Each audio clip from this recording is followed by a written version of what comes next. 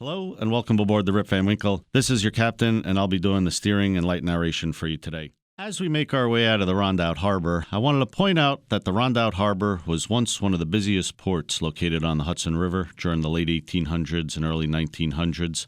During these booming years of growth and construction, there was plenty of business for steamboats that were plying the Hudson River. New York City was a thriving metropolitan area that needed coal from the D&H Canal, ice that was harvested here during the winter, and building materials produced here in the Hudson Valley such as brick, lumber, stone, and cement. Agricultural products including grain, dairy, livestock, and fruit would have also been shipped downriver daily. Both sides of the creek here would have been lined with various types of businesses and all types of vessels. Steamboats, sloops, schooners, and barges loaded with passengers and cargo regularly left this port bound for New York City. The Rondout Harbor was also the home of the Cornell Steamboat Company, which at its peak had over 60 boats operating in the river, and at that time was considered the largest steamboat company in the country. Off to the left now are two brick buildings that were once used as tugboat repair shops.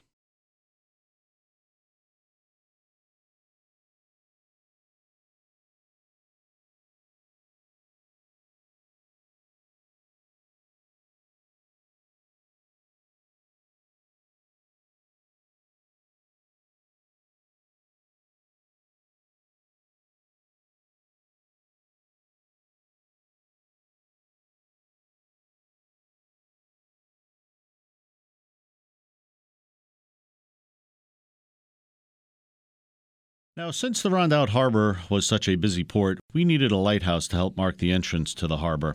The first Kingston lighthouse was built in 1837 on this point of land off to the right.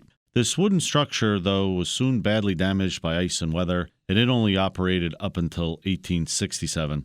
A second lighthouse was needed, and off to the right now you can see the old round stone foundation of where this second lighthouse used to sit. It was a two-story building that was built out of bluestone. It operated from 1867 up until 1915, and then the lighthouse had to be moved farther out into the river due to silting problems caused by the currents on the Hudson River. Hi, I'm George Murdoch. After having been employed at Sing Sing Prison, I came to the first lighthouse in 1856 with my pregnant wife, Catherine, and two small children, George and little Emma. But roughly a year later, I drowned as I was returning home from picking up supplies from town. I am George's wife, Catherine. It was a sore time for me. No one to help, but the light, taking care of that as I had to, did help me to bear up. I kept on for a month after the funeral, cleaning and tending both lights. And in the winter, after navigation had stopped, some good friends gave me letters, and on I went to Washington with this big boy here, my son James.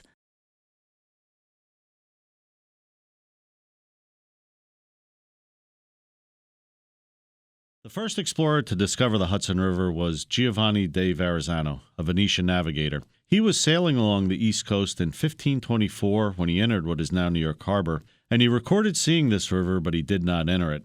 The first European to sail up the river was Henry Hudson. Hudson made 4 expeditions to the New World during his career. This was a time when countries and companies competed with each other to find the best ways to reach important trade destinations, especially routes to Asia and India. For his third voyage, Hudson was hired by the Dutch East India Company to search for the Northwest Passage to China for trade. He sailed out of Amsterdam in April of 1609, along with his Dutch and English crew of the ship Half Moon. His first landing was on the coast of Maine, where members of his crew went ashore to fish and trade with the Native Americans. They continued south along the coast until they reached the Chesapeake and Delaware Bays. Hudson explored this and decided that it was not the passage to the Orient that they were seeking, so he and the Half Moon sailed back north to the mouth of the Hudson River. On September 12th of 1609, Hudson began his exploration of this river now named after him. They explored and charted this river up to what is now Albany, then turned around and returned towards home. While it did not provide the Europeans with their desired connection to the Pacific, this river opened up trade routes north to Canada and west to the Great Lakes. And until the Mississippi Valley was settled nearly 2 centuries later, the Hudson was America's most prominent and profitable waterway.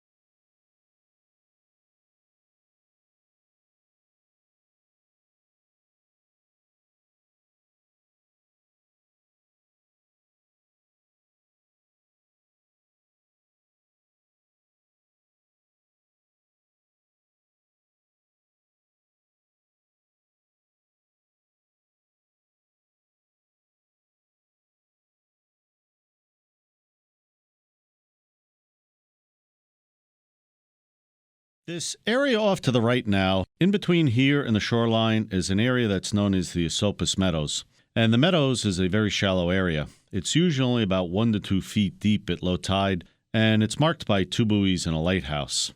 Now, the lighthouse, which is just up ahead on the right-hand side, is known as the Esopus Meadows Lighthouse, and it's the second oldest in the river, built in 1871, and the only one to be made out of wood that still survives today.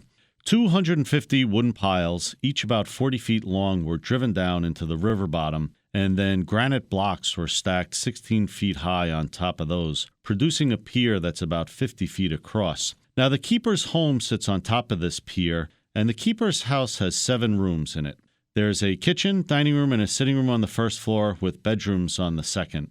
The last lighthouse keeper left this building in 1962 when it was automated and abandoned by the Coast Guard. In 1979, this lighthouse was listed on the National Register of Historic Places, and in 1981, it was painted by a group of volunteers. The restoration of this lighthouse truly began in 1990 when the Save the Esopus Lighthouse Commission was formed. They leased this site from the Coast Guard, raised money, and began an extensive renovation. As part of this ongoing restoration, the light at the top of the building was relit in 2003 after being dormant for more than 39 years, thus making it a true working lighthouse once again. Now, as you can see, this lighthouse is only accessible via water, so it was created as a family lighthouse, with the lighthouse keeper and his family living out here. You can visit this lighthouse on the web at esopuslighthouse.org for more info on how to help with its restoration. They hope to have some public tours out here this year, and you can learn more about that at their website. I am keeper John Kerr and kept a barnyard of pets at the lighthouse. 2 deodorized skunks ran the rail of the lantern room, and when I rode to town, I always brought along my pet rooster, which sat, head cocked, in the bow of the rowboat.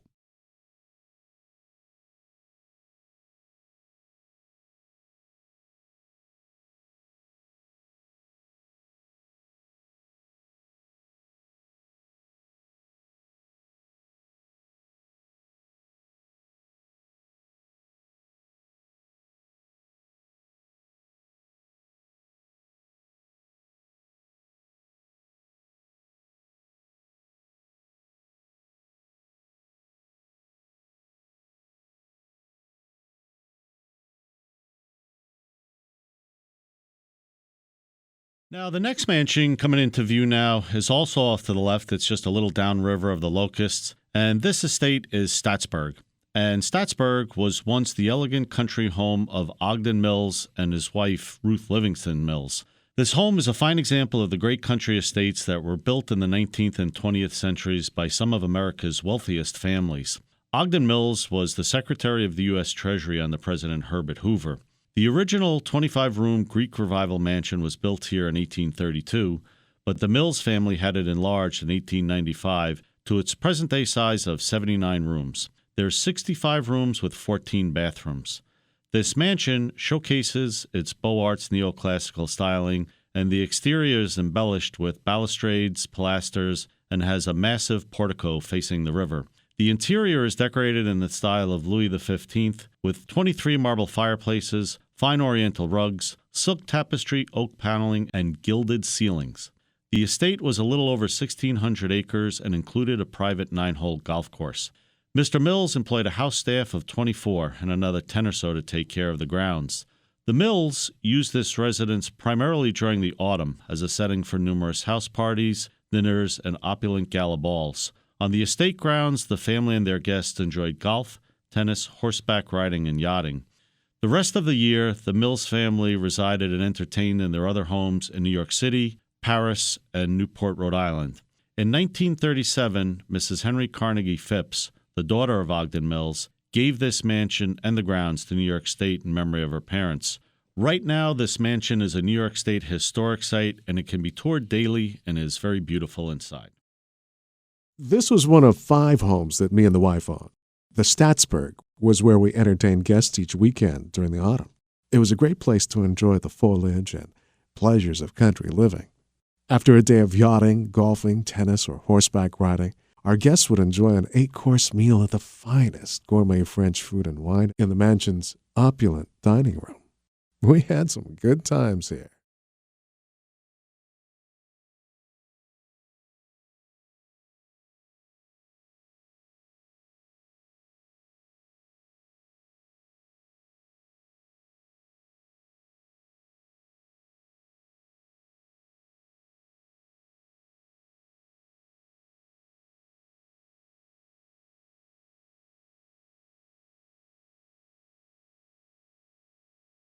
Up ahead on the right-hand side, if you look up towards the front of the boat, up about 2 o'clock, all the way on the shoreline, there's a break in the trees with a red spire that reaches up near the top of the tree line. Now, this estate is Wilderstein, and Wilderstein is one of the most charming and definitely one of the least known of the Hudson Valley estates.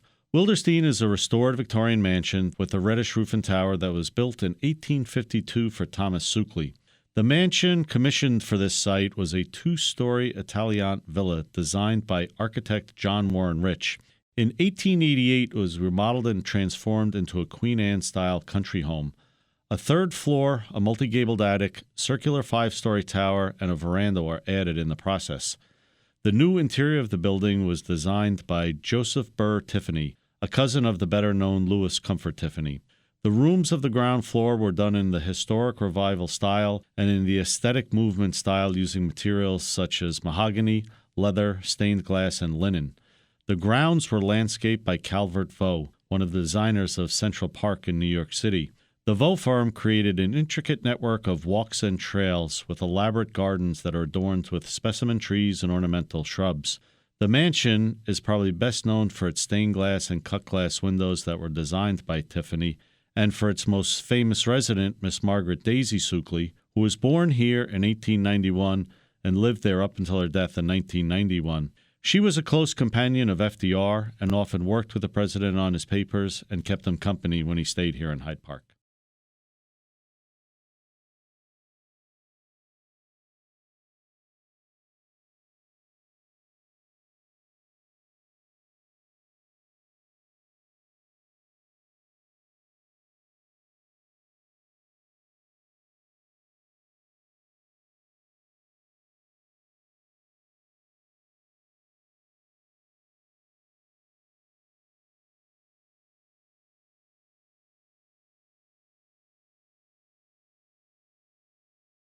Following the invention of the steamboat in 1807, the Hudson River soon witnessed one of the most remarkable developments of the Industrial Revolution. Within a few short years, steamboats were able to travel up and down the Hudson on a regular schedule. The Hudson Valley's rich resources contributed to the success of this industry, and commercial steamboat travel was instrumental in establishing the wealth and power of riverfront communities such as Albany, Kingston, Poughkeepsie, Athens, and Troy. By the late 1850s, deluxe steamboat lines brought about a new wave of passenger traffic on the Hudson River, and leisure travel was invented. Everyday people enjoyed the conveniences and comforts of these ornately outfitted steamships, and the well-off traveled in private cabins on the upper decks, while the poorer passengers often slept on the freight decks using hay bales and grain sacks for beds. These new palace steamers, like the grand hotels they imitated, featured grand salons, fine food, drinking, art galleries, and had exquisite furnishings. These boats were modern, fast, and elegant. For more than a century, they helped connect New York City with the resources of the Hudson Valley. These boats of the Hudson River became known all over the world, and the names of these boats became part of the lore of the Hudson River. The Alexander Hamilton, the Washington Irving, the Peter Stuyvesant, the Hendrick Hudson all plied this river for many years, but one of the most famous was the Mary Powell. The Mary Powell was built in 1861 at the Allison Shipyard in Jersey City, New Jersey. When she was completed, she was 267 feet long and 34 feet wide. For 55 years, she traveled the Hudson and entered practically every port on the river. She was both beautiful and fast. The Powell made her fastest time between New York and Kingston, leaving New York at 3:30 in the afternoon and arriving here by 7:45. During the 55 years that the Mary Powell sailed on the Hudson, she had only 2 captains for most of her operation, Captain Absalom Anderson and his son, Captain Edledge Anderson. By the beginning of the 20th century, trains and automobiles had become the way to travel, and on September 13, 1948, the dayline steamboat Robert Fulton made its last run from Albany to New York City, bringing to an end regular steamboat service between these two cities that was begun by Robert Fulton in 1807. I'd like to thank you for riding aboard the Rip Van Winkle today. I hope you enjoyed your cruise on one of the world's most scenic rivers, and I look forward to having you come sail with us again. We run some great specialty cruises during the summer months, including music, dinner, and sunset cruises. It's also a really spectacular ride during the fall when the colors start to change. This boat is also available for private charter and makes a great venue for your next special event. Weddings, anniversaries, birthday parties, and company picnics are even better when you can celebrate them on a cruise. You can friend us on Facebook or follow us on Instagram to learn more about these great events. Now, as many of you know, the crew works on tips, so if you feel they did a good job for you today, please feel free to express your generosity as you get off the boat. So once again, thanks for riding with us and enjoy the rest of your day.